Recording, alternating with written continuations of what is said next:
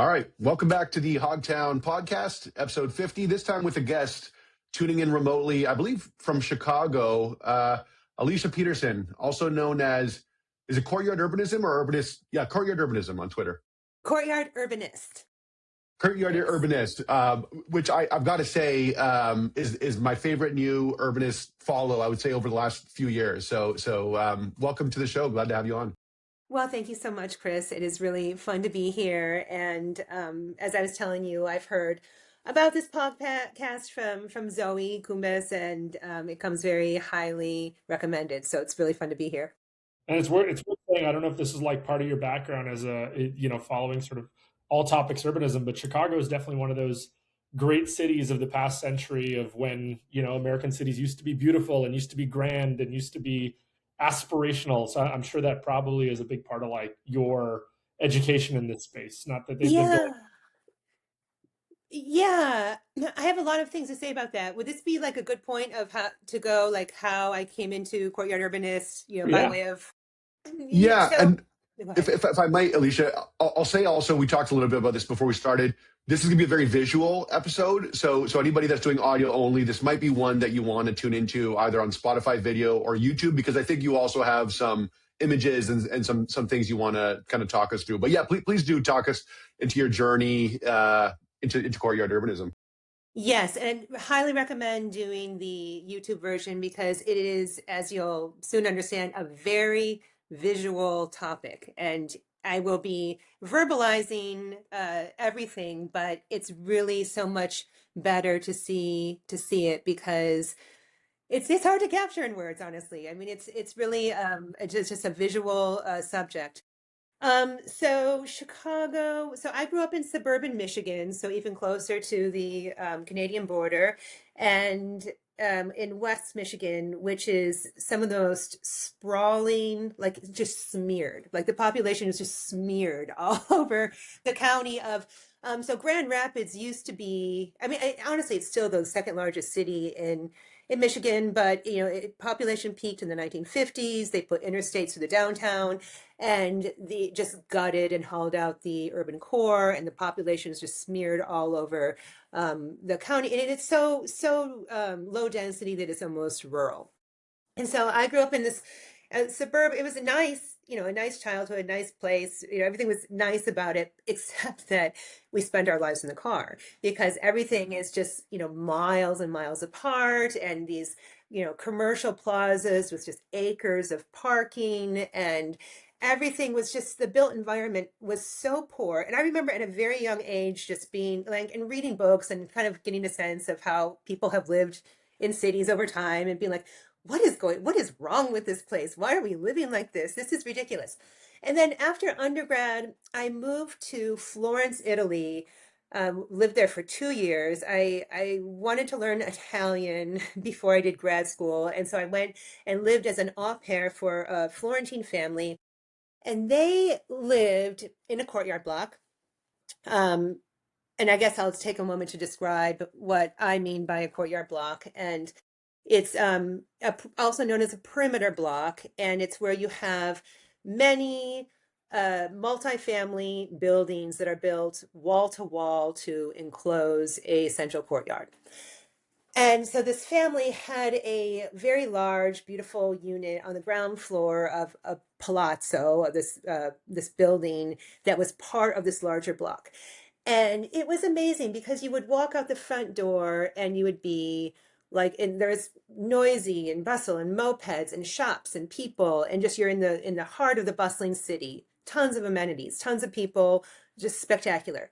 And then you go out your back door and you're in this quiet, tranquil courtyard because the building mass of all the buildings that are built wall to wall, they create this kind of microclimate. And however crazy it is on the public street, you walk on the other side and you can, like, it's just like this garden dimension, this garden in the city.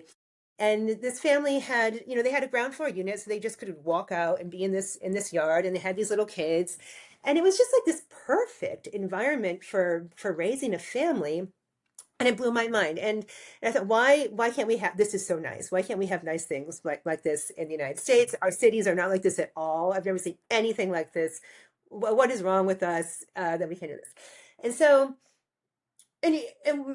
well, we can go back and discuss this more, but like there are so many things that blew my mind about it. But it wasn't just like how nice the housing was, but it was also what kind of quality of social and cultural and commercial life the housing made possible, because it wasn't the case that like all the middle class families lived in this area and all the working class people or the working professionals lived in this area and all the seniors. It was like you could have these complete life cycle neighborhoods, and it's really beneficial when you're a parent with kids because you can have grandparents nearby and friends, and you just have this network that is so fantastic when you're raising little kids.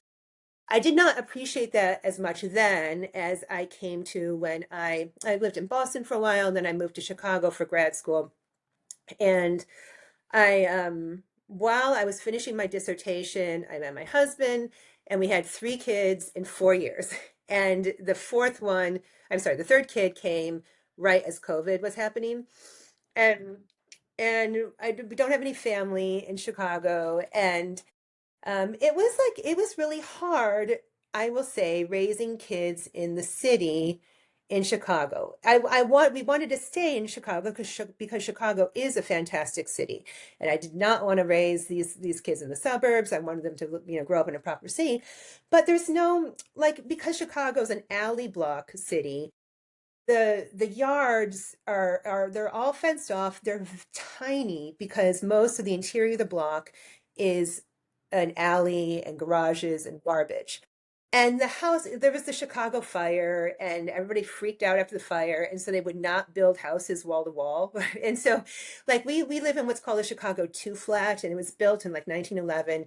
And originally it was 2 units. They're all like 2 bedroom, 1 bath, but they're stacked. And so now nobody's built proper family housing in the city for 100 years. And so what large families do is they buy these buildings and deconvert them into single family homes. But they're kind of like function as townhouses. But the block is very porous because of the alley and also the space between these homes. And when the kids are little, the backyard is kind of usable for like a kiddie pool, not that great. And then eventually, like when they're 4 or 5, they just want to play with other kids, and there's no place for them to play with other kids. It's the city, so the front is too high traffic and dangerous. And so if you want to play with other kids, you have to like you have to take them to a park and walk them to the park, or schedule special play days. And they don't have that kind of spontaneous outdoor play that's so important for kids to have. So I was, as I'm experiencing all this, I keep thinking of how nice it was in Florence. And I traveled a lot in Europe and seen like different iterations of this typology, and I can show pictures later. And it reinforced my view that we've done this all wrong. This can be so much better. It's no wonder that cities have such trouble retaining families, because it's so hard to have kids in the city, but it doesn't need to be. It could be really easy to have kids in the city if we just tweaked our block structure. And so then I got really involved in, I guess should I go into what I'm doing now with this project, or do you guys? Yeah, that'd be great. Well, I was going to ask, just as a point of context, like, was your education at all relevant here? In terms, you said you came out of your undergrad. Did you study urban design? Did you study architecture? Did you study anything in this domain? No, it's so weird.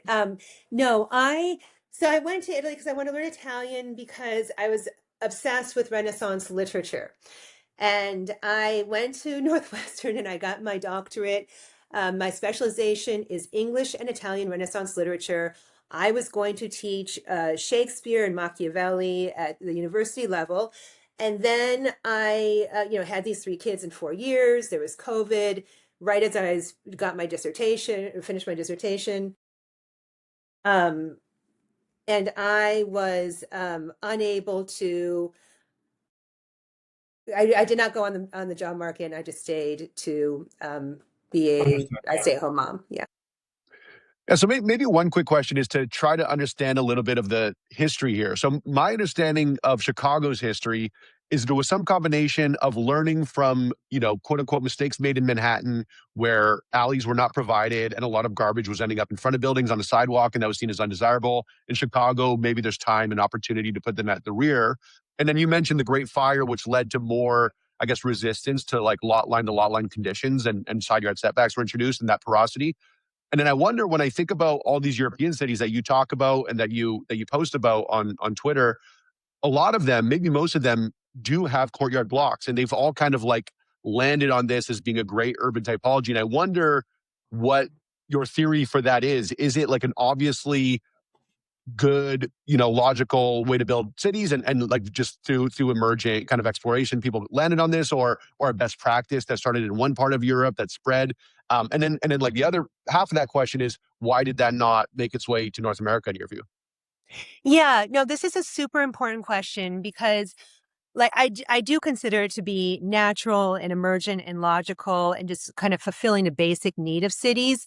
And so there are layers to this. Like initially, the ideally the city is creating really high quality public and private space. And you can't have good private space that is open to the public street. And so when you're building to the lot line and then on the width of the lot, you are creating that barrier, that separation between the public realm and the private realm. And that is so important because you need to have a good private realm, a good private residential spaces for people to be secure and protected, to have their things.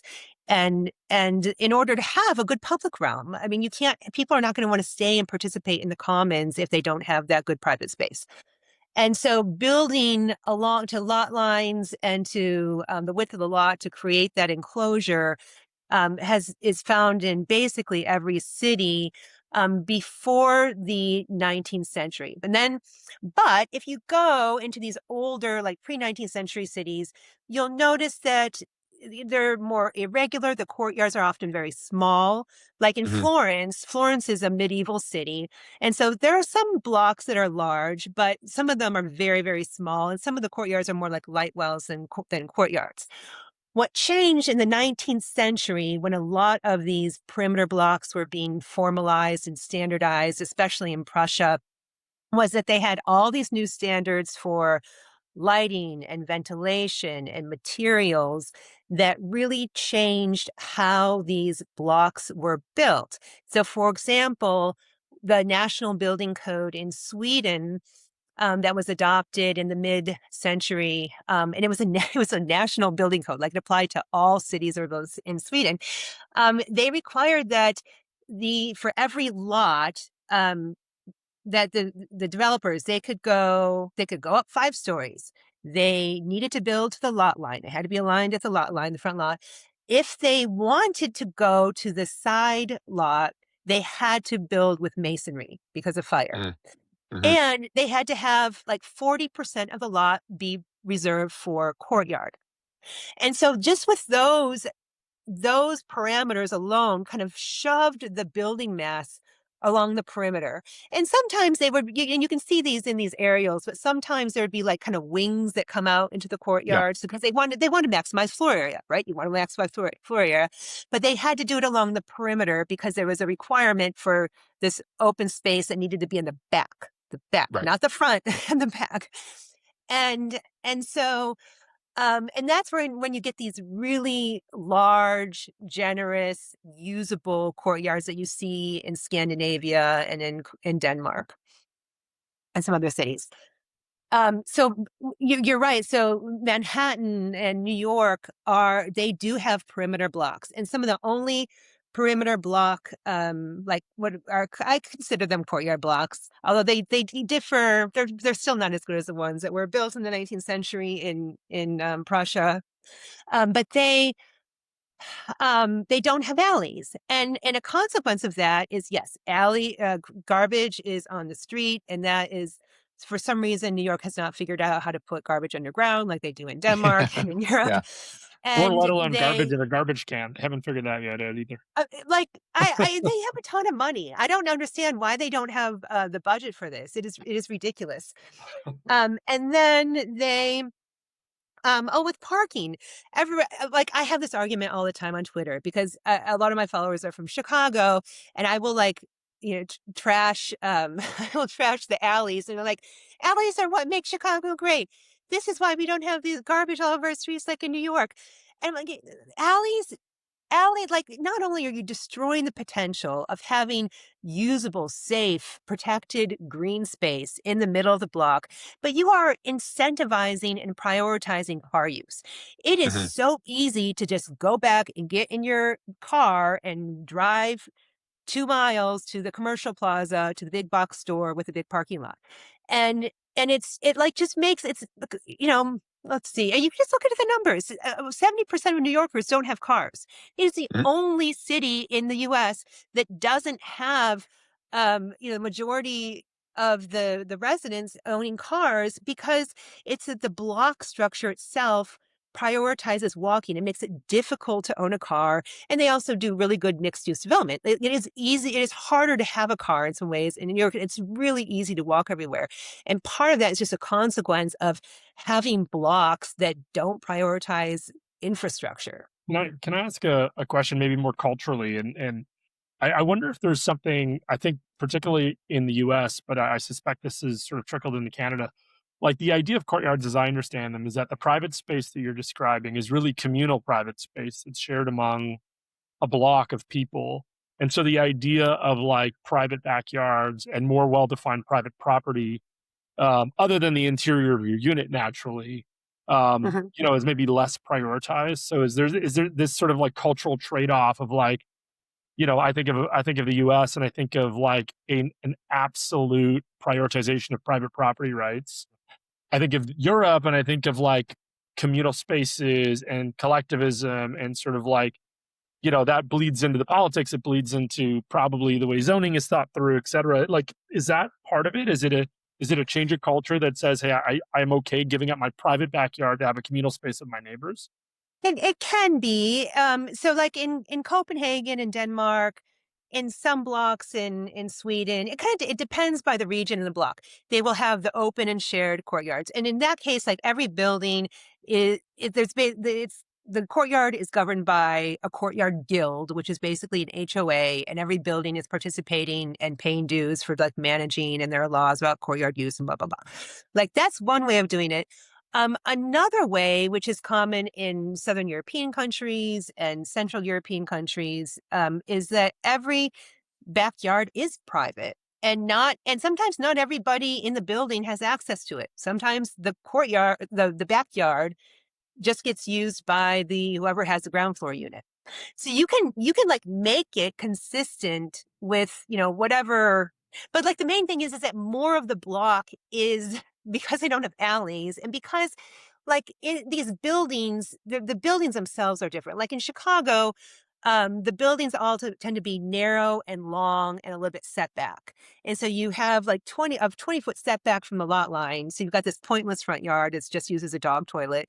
And then you've got the building that's kind of shoved back, really long and narrow. So you've got a really, really small yard. But even like with the buildings in Prague, they are wide and shallow and right off the lot line. So the private backyards and there's no alley. So the private backyards themselves are as big as a suburban yard. They're just like nice big yards. And many of them do just belong to like the family that has the ground floor. And then up above them are a bunch of single people who don't care about having a yard. When you're 20, who you don't want a yard. Yeah, also worth noting that, like, in North America, in a multi-unit context, which is like the only way that cities grow because you run out of space, you don't have either, right? You don't have your private backyard or the communal block. You actually have nothing. And I guess like what you might have is amenity space in the building. These are often required in zoning, and you have public parks. And maybe you've talked about this a lot online.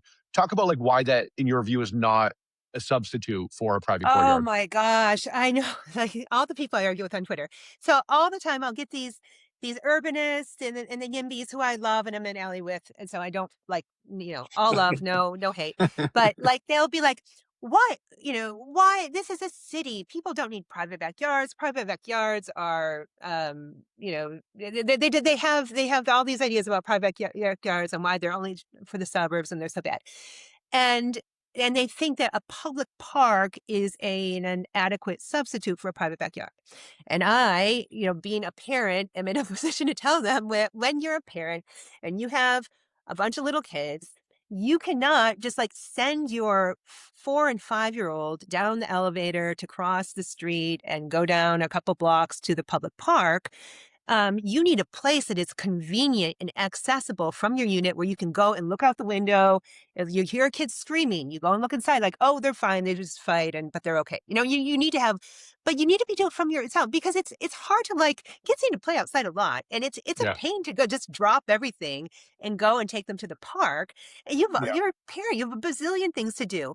And then sometimes you're in a situation where the 2-year-old's taking a nap and the 5-year-old is going crazy. All the 5-year-old wants to do is go play with friends and run around outside. And you can't wake up the 2-year-old and take the 5-year-old to the Yeah, I think park. it's worth mentioning that, like, although these days that feels like almost a niche concern, it's to me it's because we've had this sort of like cultural shift where cities have become unwelcoming to families, to kids, and that hasn't always been the case. And now we consider that normal to say, hey, the way we design cities is not with a priority put on families and children. It's with a priority put on everybody but I think it's hollowed out our cities in a way that is, very, very noticeable. You see people just shifting to the suburbs for that very reason, right? So Oh, I know. There's been all sorts of data. I mean, the US, the major, like the real cities are just hemorrhaging the population of children under 18 and young families.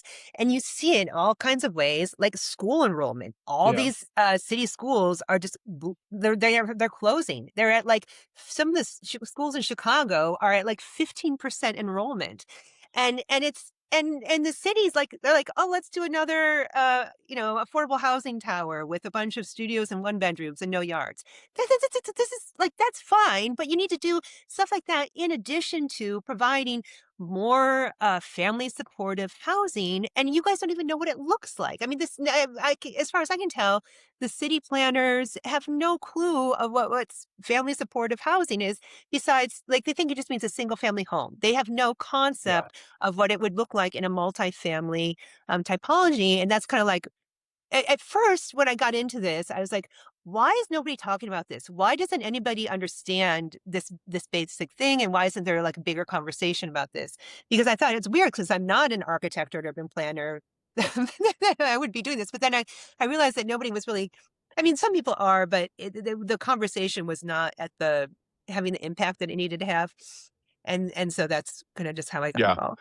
I think you made a good point too that, the typical YIMBY is probably like a 27-year-old guy who's unmarried with no kids. And you notice that across these kind of conversations, including one that like I'm very pro YIMBY and all that. This is most of what Same. we talk about. But you do see this kind of like different perspective. Matt and I both have 3 kids. So we're kind of like in a similar boat. But like, even when you talk about beyond like the logistical challenges of going to a park, you also have these kind of like split opinions on whether parks are acceptable for like homeless encampments. And it's one thing as a 27-year-old guy to say, I'm not worried about the homeless encampment. It's another thing for me to say, I don't want to send my 7-year-old daughter to a homeless encampment. And I think like, there's this kind of like concept about like you need diverse viewpoints in kind of like these conversations so that different life experiences can conform them. And I think that this is one that's missing. And it's largely missing because, to your point, these people with young kids have just like exited the conversation altogether, largely. And I think that's too bad. They absolutely have. It is too bad.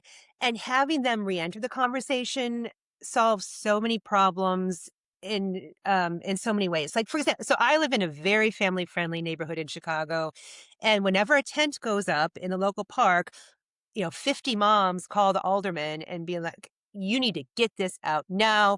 There are going to be needles and our kids are going to step on the needles and blah, blah. And it's gone the next day. Yeah. But in the neighborhoods where you don't have a critical mass of middle-class families, there are encampments. I mean, you Yeah. need, people will sometimes accuse me of like saying like, I want to displace or whatever. I'm like, no, you need there's a critical mass of middle-class families that you need in a neighborhood to make it family supportive, to make it complete life cycle. So you can have this important, age and stage of the population of the natural human life incorporated into the city and not shunting it off into the suburbs Yeah. and having all these families with, frankly, wealth and resources putting their money into suburban schools and programs. Yeah. You want public transit, you might want nice public programs. Get these families back in the city. You know how much moms with little kids spend in a local economy? They will float your local retail. You want a thriving businesses? Just bring back these Totally. families. I have a lot of questions around implementation challenges, but maybe before that, did you want to show some images so Yeah. that we could kind of like Yeah, I think help a big Yeah. part of visualize? this is And selling that the might vision. You got to sell the dream. I mean, I've Yeah, yeah, been yeah. following you on Twitter for a while, but Yeah, no, I definitely, and it might be a good, also a good place to talk about some of the implementation challenges. Okay, so I'm sharing a screen.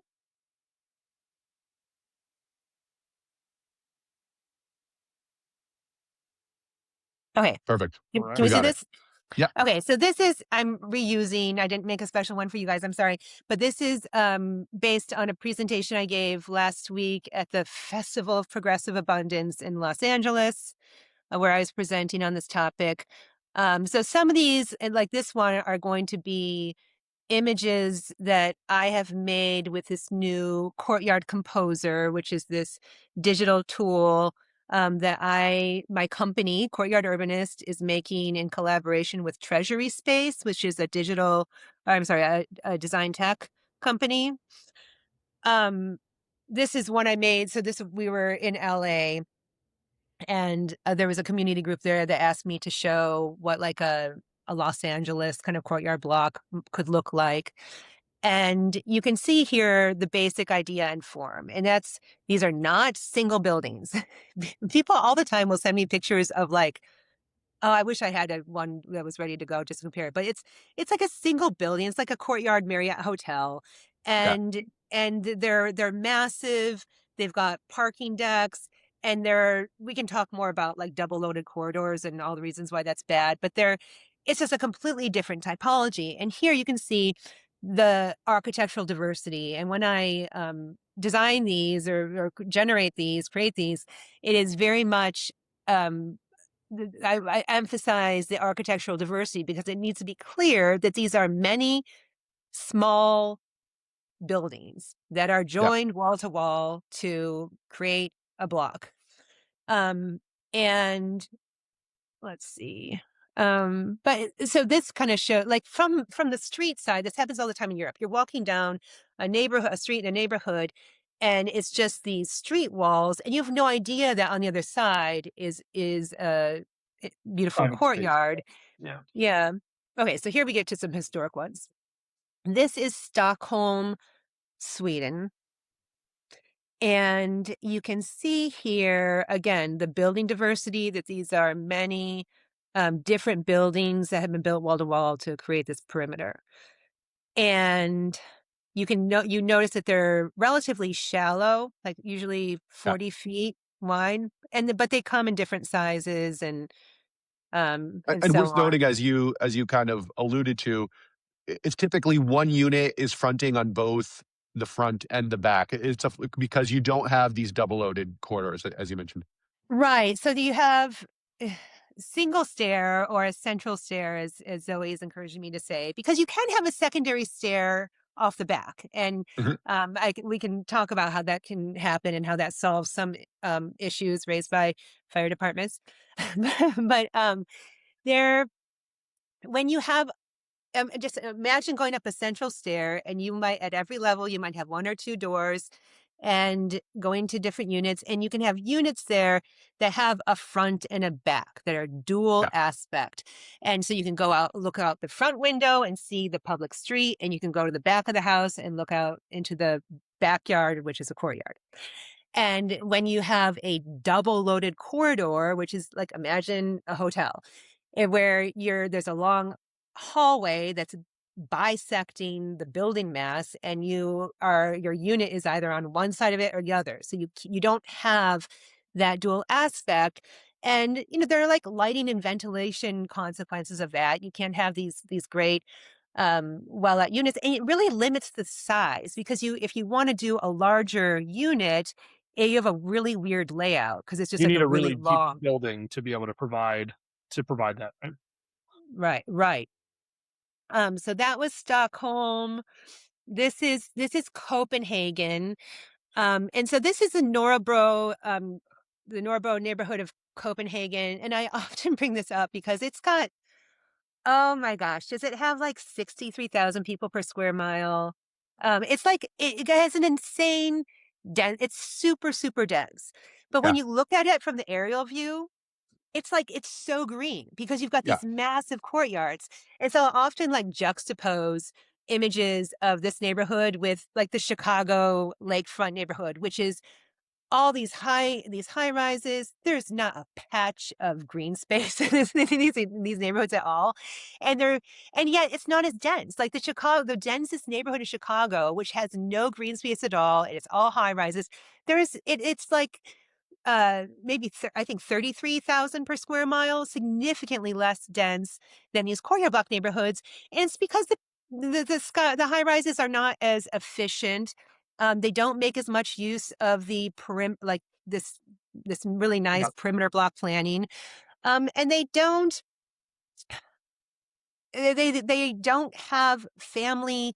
Like when you have a family sized unit, you're putting more people. When you have families living in the neighborhood, you have denser household sizes. Your household size goes up, so you can get more people Yeah. in there. Can you talk for a second, just as I'm looking at these images? You mentioned it Yeah. earlier, but and I'm sure this varies from country to country. Um, can you spend a minute talking about the actual courtyard itself, the ownership of the courtyard, the management of the courtyard, access Yeah. to the courtyard? Because I know these things are sort of pseudo private. So, does that mean there's no street access for somebody to wander in? Does that mean, all these sort of like, operational details of how the courtyards actually function?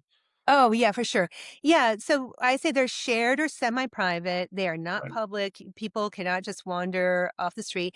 There are, ways of entering them, but there's usually a gate. And they're in Copenhagen. They're managed by a courtyard guild, and it's basically an HOA. And so every building kind of pays dues and that go toward the management and the maintenance of the courtyard. And there are rules about things you can do and you can't do. You probably can't have a big bonfire or I don't know, But the grow land crops. itself is segregated. The land has been severed from the buildings, and it's a separate title on who owns the land that is the courtyard. Like how did yeah. That oh gosh, that is an interesting question. I'm not sure about that Got it. because Okay. I think Not important. I just think about, like, we'll get into implementation details, but I think of, one of the things that we have lots of limitations on, at least in the context of Canadian real estate, is how and where you're allowed to sever land title. And this would require real severances within blocks where you've got different lots on the perimeter and a different title in the middle that is owned by, maybe a collective of people, a collective of entities or whatever.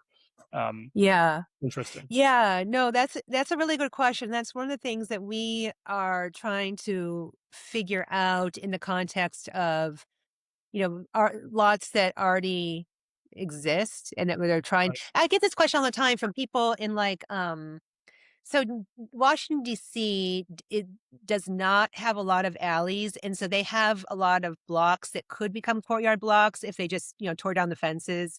And there are groups in D.C. that want to do that, and they're trying to figure out the legal pathway to do that. So it's Mhm. it's a question that people are working on, but we don't have an answer yet. Right. Got it. Another question I have is, in your research, do you know whether most of these blocks were built where the full perimeter was built like roughly around the same time? Or if it just kind of over time, you just started kind of like piecing them together until like finally you closed the loop? Yeah.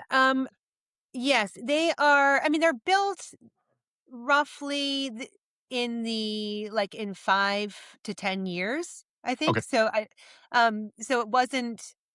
But yeah, each parcel is built and developed independently in a block like Yes. this. There are other blocks where, you can tell all the buildings look alike, and those would have built in the same phase. But here it was incremental. And and I think that there's a lot of flexibility and advantages of that because you can, like, I think ideally, if you're doing greenfield or brownfield development, you are assembling the land and then doing the pre-development work and parcelizing and then selling it out to small developers who are building Yeah. them out lot by lot. Yeah. And You've already established the HOA for the courtyard yes, management and everything. Then yes, you sell off the pieces for, yeah. yes, exactly. Which makes it quite interesting to hear how you think about this in the context of infill development, because naturally you're not starting with a raw piece of land. You're starting with existing houses, existing buildings, existing property ownership, et cetera, right? Like very different context in an existing city. Sure. Yeah. But I think that even the value of one of these buildings is so great. Like say, right, like in Chicago right now, you've got two of these long, narrow setback townhouses that are serving single families.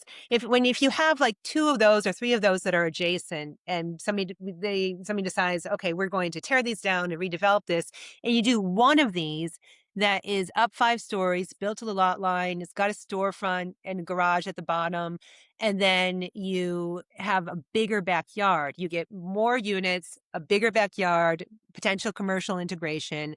Like that's so much better than 2 single family homes. Yeah.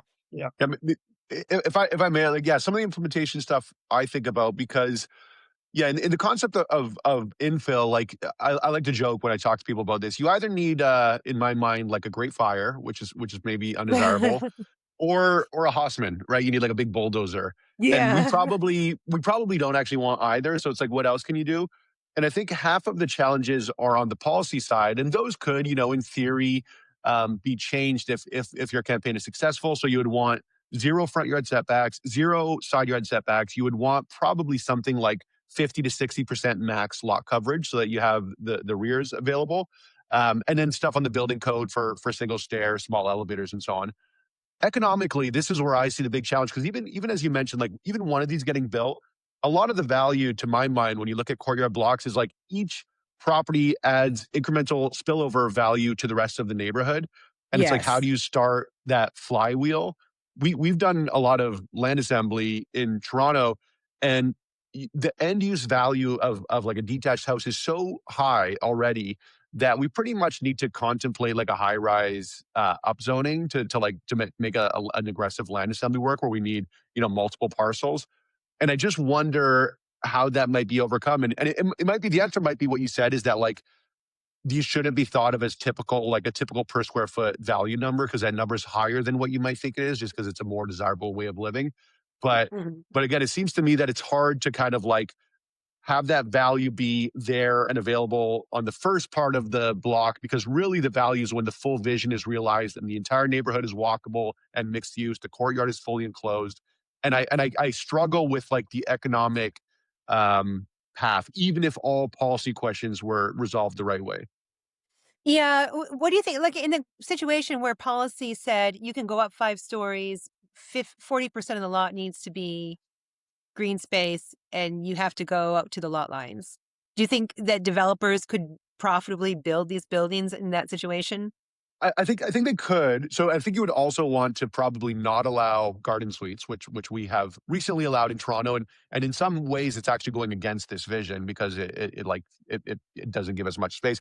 I think it would. I think like this block, instead of taking 5 to 10 years, might take like 50 years in Yeah. that In vision. the infill context. Yeah. The other thing worth mentioning is that like we do have, particularly cities like Toronto and Chicago, many of our blocks do have rear laneways, and you can't sort of wish them away. And so you actually Yeah. don't have connecting backyards between 2 streets. You've got a laneway cutting it in half, right? So now the concept of a courtyard inherently would be divided by a laneway, which is maybe not impossible to work around, having a courtyard that is sort of like designed on 2 sides of a laneway. Uh, No, and I've seen renderings by an architect that I work with for how to adapt these with alley blocks. And right. if you do the wide, shallow building that's all the way to the lot line, you create enough green space between the building and the alley to have a nice Yeah, yard.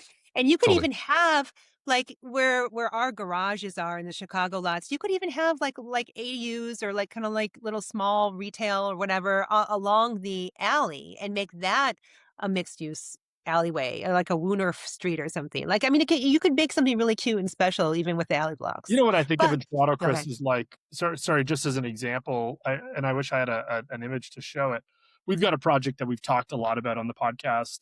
Do you want me to put what would you want to give me the address and I'll pull it up? Sure, if you want. Yeah. So 1006 Kipling Avenue. And I think the sort of satellite view is probably the most interesting as I'm thinking about it, just because that block, I think in total maybe has about 15 houses surrounding it. They're deep lots. So I'll give you the address again, Alicia.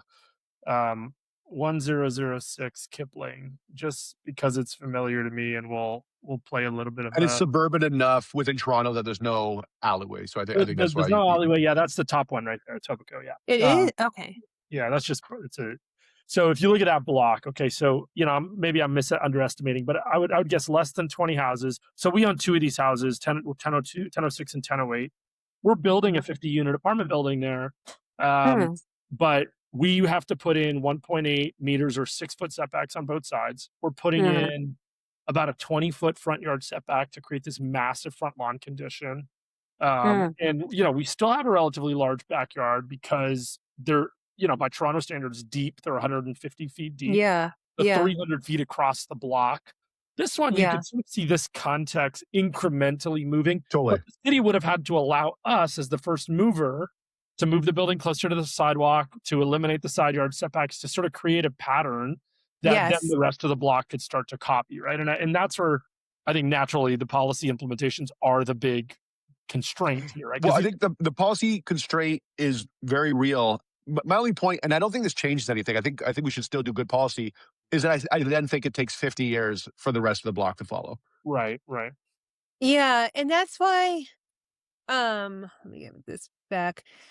I think that like this kind of incremental stuff, I think is really important to do, and I like it. But there's so much opportunity with brownfield. Like I don't know, maybe Toronto. I'm not sure about Toronto, but in Chicago, there's just like miles and miles of commercial like these obsolete commercial streets where we just have like parking lots and single story commercial buildings, or just like parking lots, like in a place where there used to be a real block and urban fabric and stuff, and it was torn down, and there's a massive grocery store and a massive parking lot.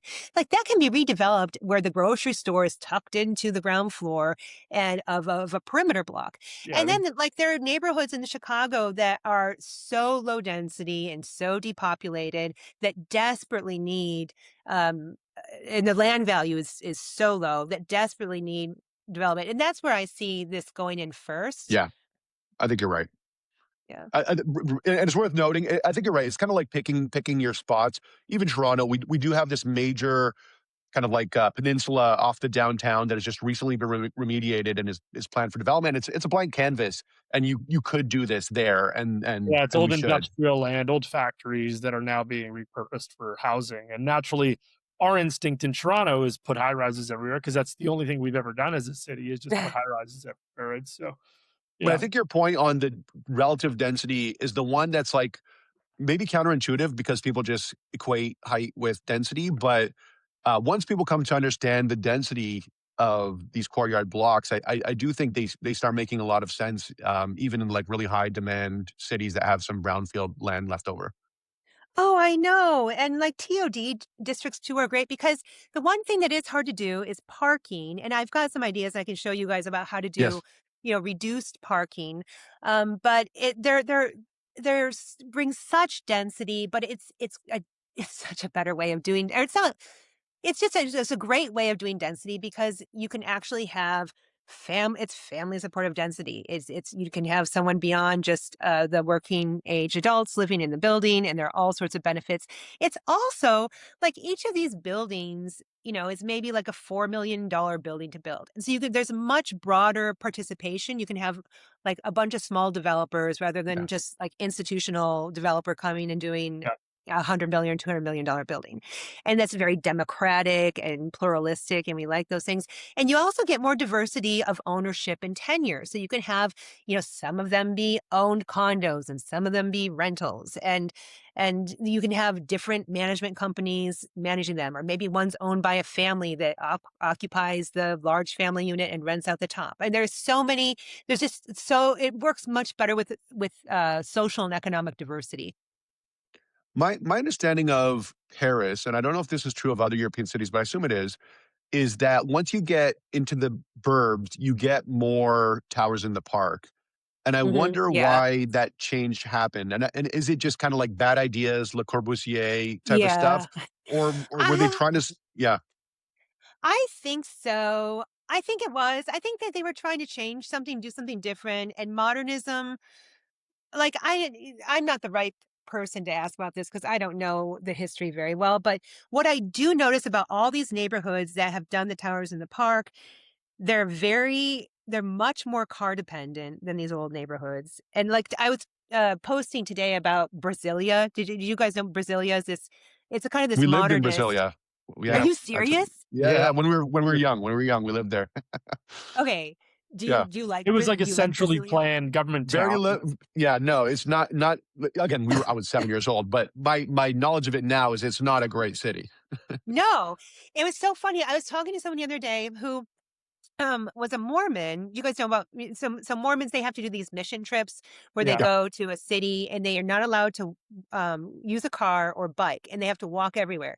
And he got sent to Brasilia and he's like, that was his red pill. He's like, that city was the most unwalkable city he's ever lived in.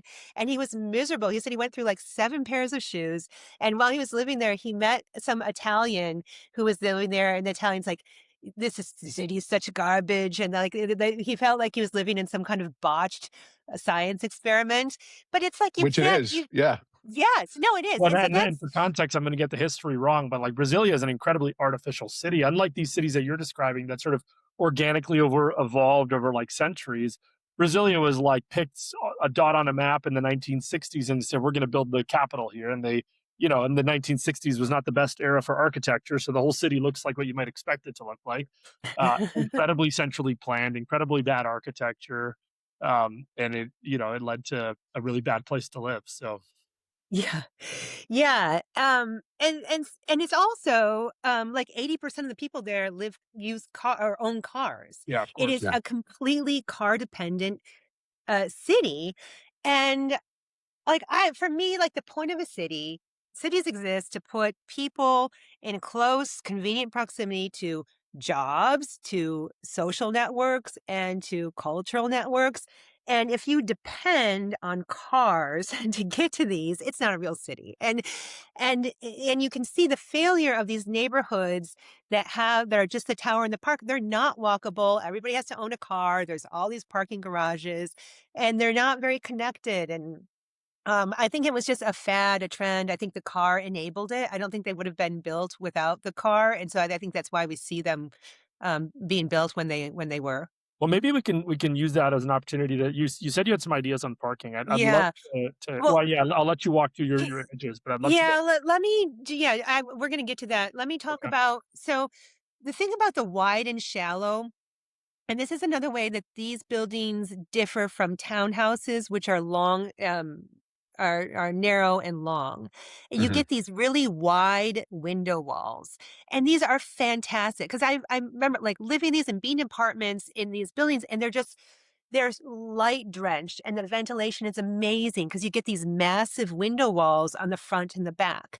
And I think that these are units that not only like live like a house, but they're like better than a house. So they're kind of like mid-century modern or ranch houses, but in a city and like way better. But they're just that long and shallow layout, which is so beautiful. This is a modern unit in a new unit in Stockholm. But again, these just beautiful, beautiful window walls. This is Berlin, the interior courtyard. This is Copenhagen again. Okay, here we go to the parking. So, what I've seen in some buildings, and that I think would work well here is where you have a garage entrance on a street, ideally in some kind of Woonurf Street situation where there's no curb cut.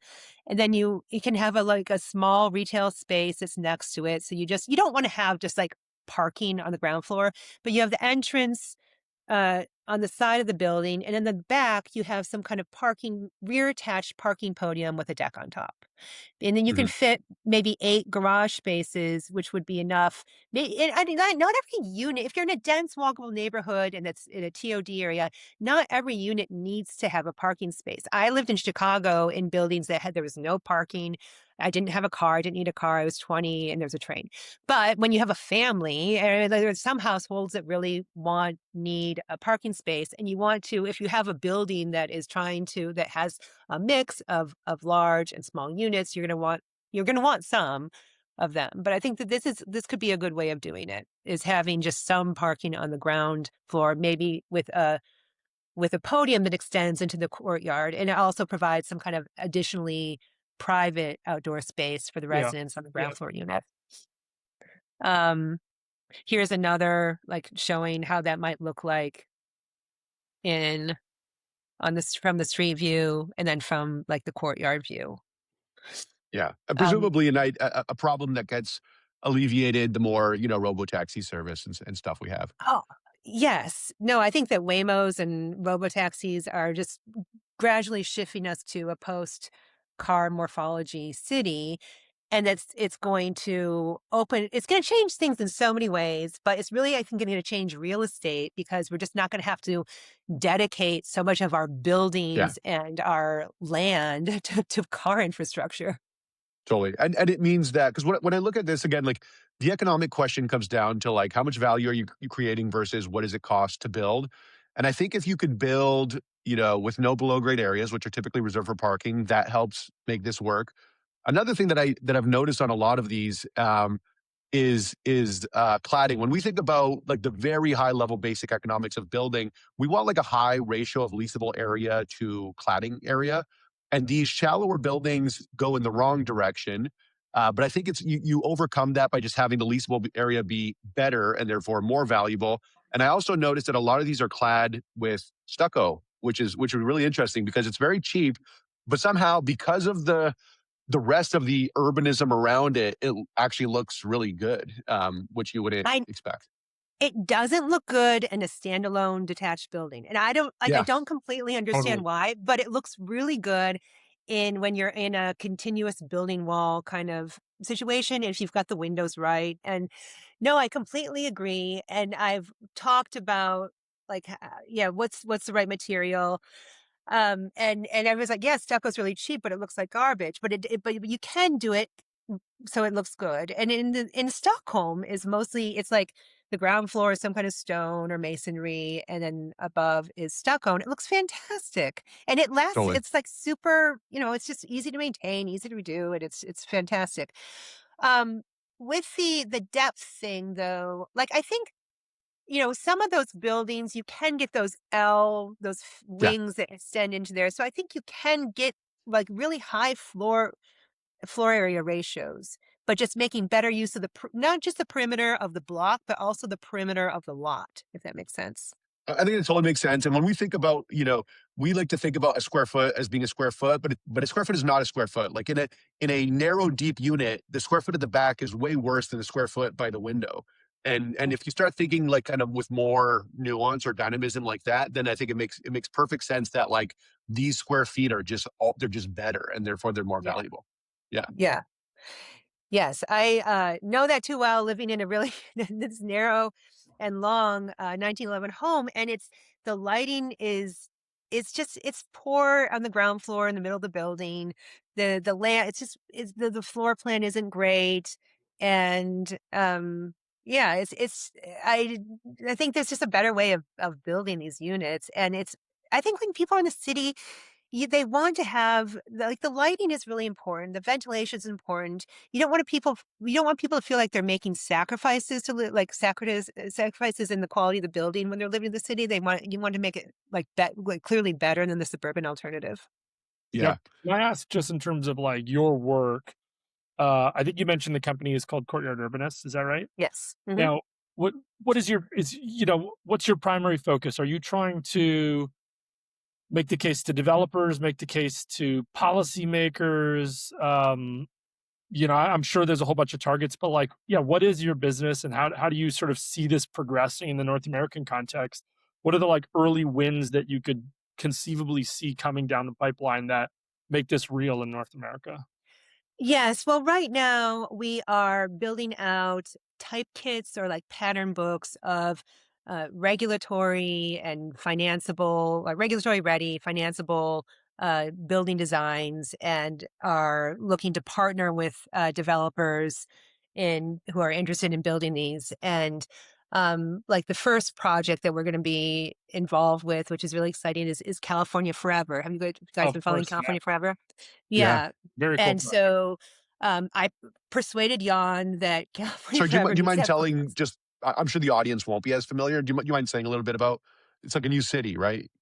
it's a new city. And so like for decades, years, California has been trying to figure out what to do about the city problem, especially in the Bay Area, because San Francisco is so landlocked and the population has grown and the housing prices are ridiculous.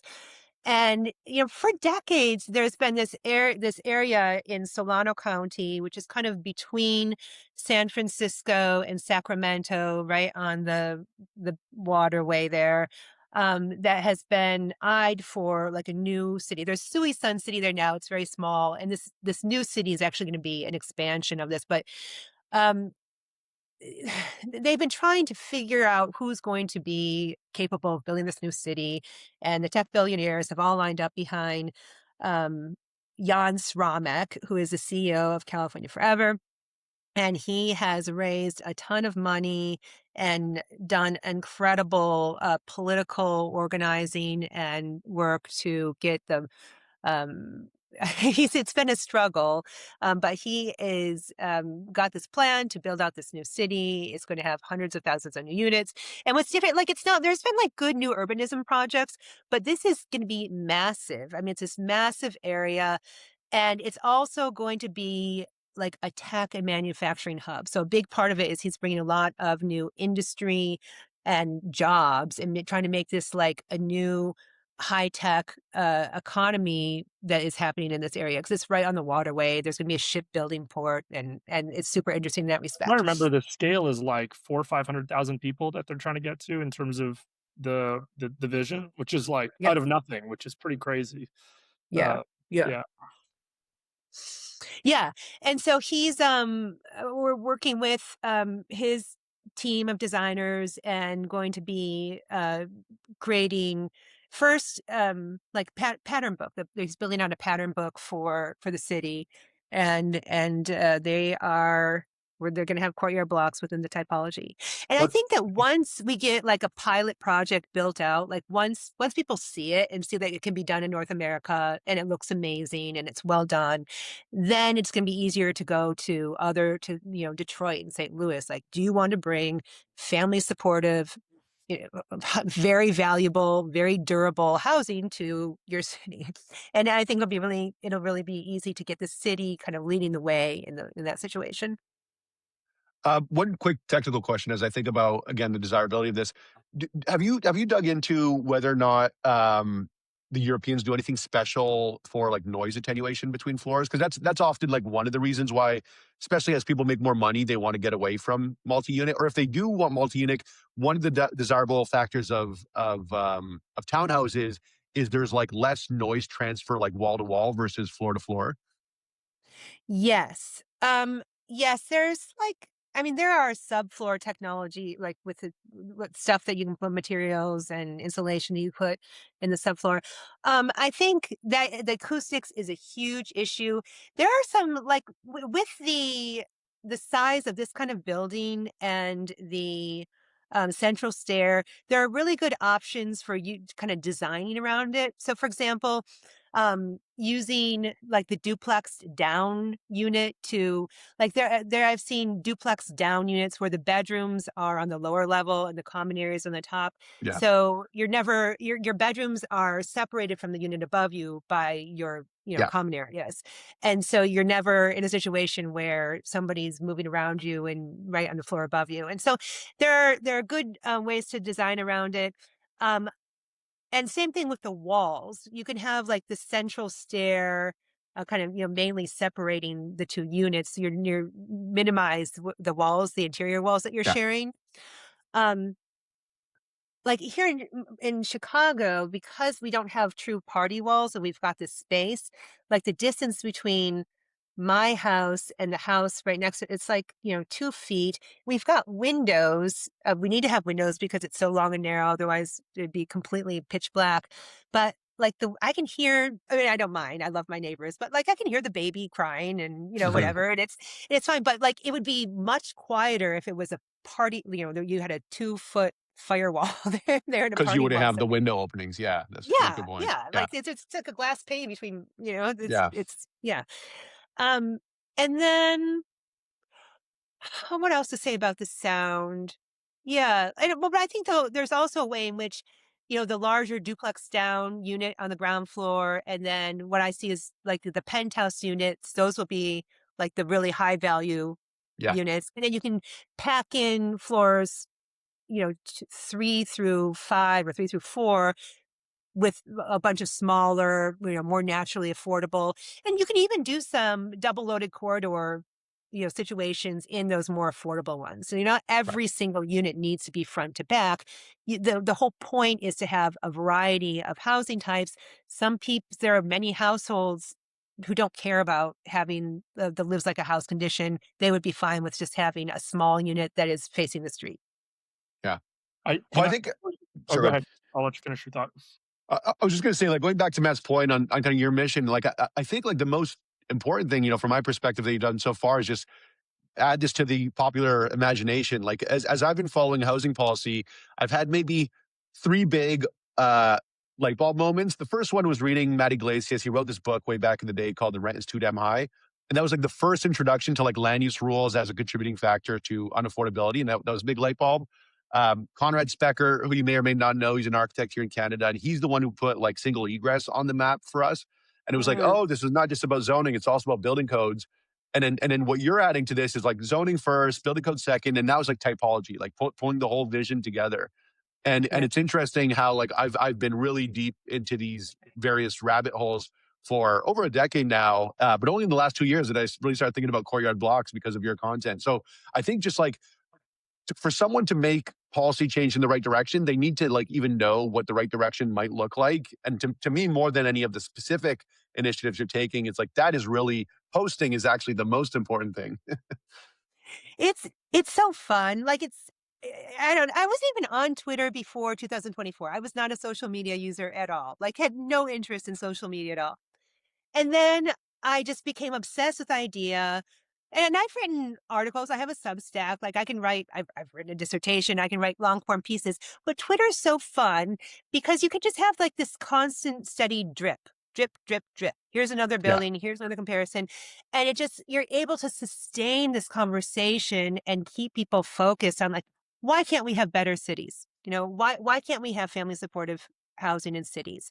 And it's been I mean, I had no intention. I had no idea that it was going to blow up the way it did. Although I will say there was a moment very early on before I created my Twitter account when I just like had this, like I always kind of thought this, but you have a light bulb moment, like, we could actually do this. Like developers could figure this out. This is a solvable problem. Why can't, we can just do things, right? We can just do things. Totally. And I was like, if somebody could articulate this and show people what it could be like, they would understand, and this could Yeah. happen. And I think that's what the power of social media is. I need to extend it, like, so we just incorporated our company in the last month. It's super new, right? Mhm. And like, but part of the project is to get beyond Twitter because Twitter, the Twitter audience is very weird There's and a broader small and world. narrow. Yeah. Yes, Well, it's messed particularly up. on the policy side, right? If you're trying to get in front of policymakers. But um, I did want to ask. So you mentioned California Forever. To me, is on one end of the spectrum. You're talking to this massive greenfield opportunity where there's a city being designed from scratch. If you think about your catalog, I don't know if that's what you called it, but it's your design playbook. What's the smallest example of how this can be applied by a small scale developer on an individual development without having to think about Mm, sort of like the city building component of it, but just saying, hey, mm, I want to just like start this trend on the block that I'm building. so that my neighbor sort of like follows suit? What do you think that smallest typology looks? Yeah. I think you need a minimum of a 50.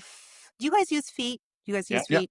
Okay. Yeah. So, We go back and forth all the time, but yes, we do. We okay. do. Yeah, like a minimum 50-foot wide lot. That's all Yeah. you need. And I talk to people all the time. I've was talking to someone this morning. He's got like I think it's 60 feet wide in Portland. He's like, I can get the variances that I need. And I want to do some. Just playing around with the typo, like what to call it, like the urban palazzo. Let's call this the urban palazzo. We're not going to call this an apartment building. This is we're building palazzos now for people because this is going to be like the new American urbanism. He's like, I really want to do this kind of palazzo building. Can you help me with figuring this out or how it would work? And so we're talking about like, what specific variances he will need, and then just how to deal with the parking, and then how to configure the units within the building. And then there's like the fun stuff, like the facade with the stucco and the ground floor and the roof. I think the roofs are very important. I just, and and having good outdoor spaces, like the balcony. Like there's the yard, but there's also the balconies and such too. Cool. That's helpful. On, Yeah. on the roofs, and maybe we'll wrap up there. Just getting from bottom to top. Are you? They have to be pitched, or like what are the important moves for the Yeah, roof? I like, yes, I think they need to be pitched and they need to be sloped, because, especially in wet climates and snowy climates, but also because they look beautiful from the inside. And there you get, also an opportunity for the kind of recessed gables and like really nice patio spaces on the top. And just, you can have a really nice kind of outdoor room on the roof instead Mhm. of being just like this totally pointless thing at the top of your building. And I just think you need to really, really be careful about how you're creating high quality outdoor spaces for every unit, not just the back courtyard, but even on the roof and the balconies. And I think that the penthouse of these buildings is going to be not for families. I think the families need to be in big duplex down units on the bottom so they can easily send their 4-year-old out to play in the sandbox while they're dealing with something else. But I think that the penthouse is going to be where you put the rich boomers, the retirees who, want to spend extra money to have this fantastic spot on the top. And I think that, doing the roof right will be important. Um, yeah. That's awesome. Cool. Well, with that said, is there any place you want to direct people to? I mentioned again, we both mentioned that you're active on Twitter. You have a Substack. Anything else people should check out to learn more? Yeah, so the Twitter and the Substack would be places to start for sure. And through both of those, you'll be able to find. So the Courtyard Composer is this tool that we're using to generate these images. And if people want, they can sign up to create an account and do their own. Like I want this to be a viable business where we are ultimately developing these buildings and helping developers develop these buildings. But I also want people to be able to do their own designs, kind of imagine how the courtyard typology would work, and I want it to be a pluralistic and getting people involved and just thinking more about cities and courtyards. And so anyway, if people want to, they can create usernames and accounts and do their own stunning courtyards using this tool.